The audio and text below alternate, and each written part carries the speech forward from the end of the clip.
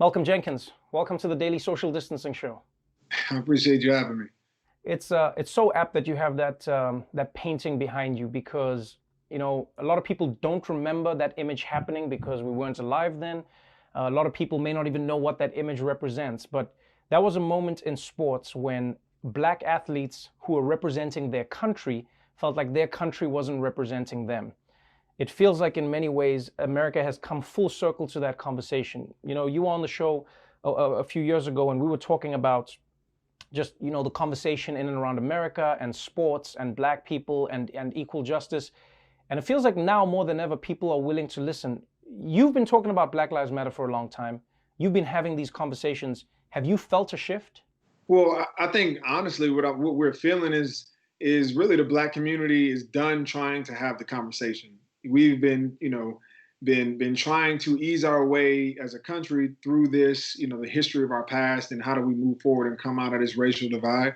And I think Black people and a lot of people, you're starting to see our patience is up, right? And so we're no longer, not only are we not just willing to just have a conversation, we're not willing to just inch forward with small reforms.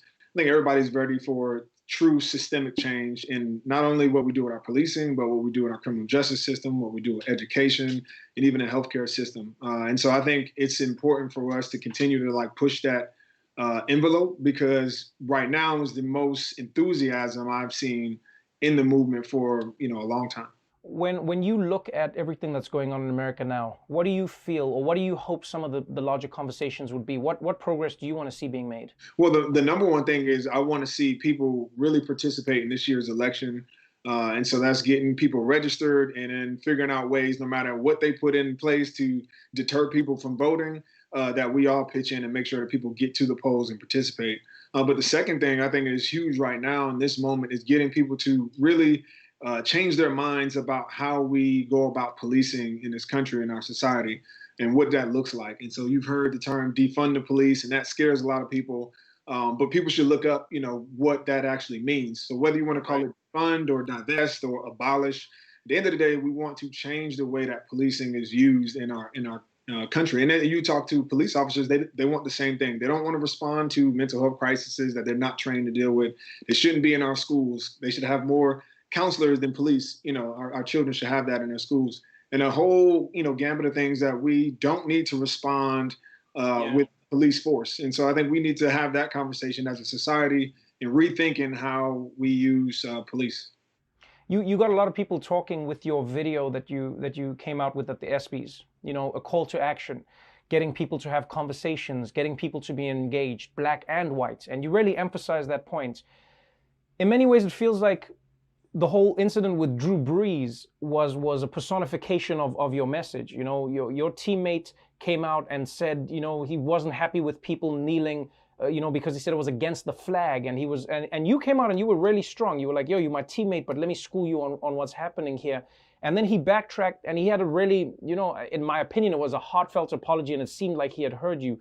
Do you think that's what this country needs more of, is like a discourse where people are hearing each other? Tell me about that situation and whether you think it was a success. Yeah, I think my interactions with Drew is a microcosm to what we need to do as a country. And I think, that was the reason I posted it. Me and Drew had talked before I posted that video and have actually recorded it before we talked. And I posted it anyway because I thought this is something that people need to see. And I think we, for a long time, have tried to put reconciliation before truth. But when you do that, you don't really understand, really what is oppressing people and really what the problems are. And we try to move to a post-racial type of society and move on from our past without actually addressing the history and the way that our past pretty much paints the present. And until we change, the direction that we're going, until we change the systems that were put in place in the past, we'll always be tethered to that. And I think that starts with truth. And hopefully this time that we get to sit still because of COVID and all the things that are happening, people will take the time to really dive into and listen to, what people are talking about, to learn about our systems and how they've been not only oppressive now in today's context, but over generations, and what that trauma and that dispossession and marginalization means in 2020. Let's talk a little bit about the NFL. Roger Goodell, the commissioner, came out and said he apologizes for the way the NFL have treated conversations around race. He apologizes for the way the NFL treated Colin Kaepernick. And he said now the NFL is going to do more. They're going to get out there. I know that you were already pushing them. I know that they already had a few initiatives. But from a sports organization's point of view, what role do you think the NFL can play in moving these conversations or even society forward? Well, I think what any corporation or any business should be doing is first looking internally at how they run their own house, right? So, when you look at the NFL, you look at, okay, you have 70% of players that are black. How many head coaches do you have that are black? How many GMs do you have that are black? How many presidents do you have? Zero owners, zero presidents. I think there may be 2 or 3 GMs and less than 4 head coaches. And so those are immediate things that they need to be addressing and looking at. But then the second part is it's cool to put out statements and to cut checks, but where the NFL really has a lot of power is in its lobbying. They have, owners they got money out, right. They can just pull it out of the air. But what they do with that is they lobby all the time for things that help their business interests. We love to see them take that same kind of power and clout and use it to help in the areas that players are standing up for, that players are protesting about.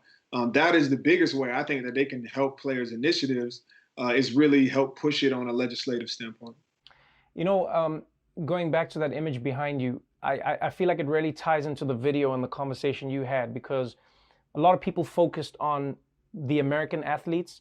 Not a lot of people know the story of the Australian athlete who's in that picture, who basically stood with them and said, hey, I'm going to support what you're doing. And because of that, his career was also lost. There's a deeper conversation in how white people can be allies and how they can step up and what they can do.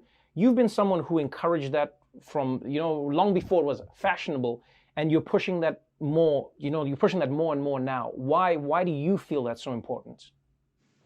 Because for me, the way I see it is that Black people have been fighting for these things. People of color have been pushing these things and trying to educate and organize and all these things. But at the end of the day, you're a minority, right? So you don't have enough votes and voices to turn it on your own.